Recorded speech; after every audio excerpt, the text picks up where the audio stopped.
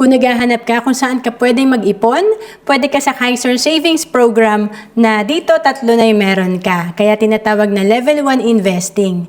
Dito, meron kang investment, meron kang healthcare, at meron kang life insurance. Magkano nga ba ang monthly na hulog sa Kaiser Savings Program? Kung ang edad mo ay 10 to 40 years old, pwede ka sa K45 na dito sa Kaiser nasa 2,647 per month lang ang premium. Ang Kaiser ay 7 years to pay. At kung ang edad mo ay 41 to 50 years old, pwede ka sa plan K60 sa Kaiser na ang monthly premium mo nasa 3,529 lang. At pwede ka pang humabol kung ang edad mo ay 51 to 60. Ang minimum plan natin sa Kaiser ay nasa plan K75 na 4,412 per month.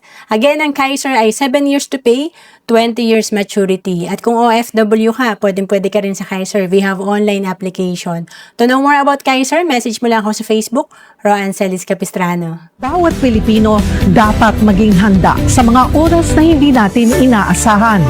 Gaya ng biglaang pagkakasakit, dapat may pondo tayo na magagamit. Sa oras ng pangangailangan, dapat may magmamalasakit. At sa pagtanda, walang pangamba, dapat may mag-aalaga.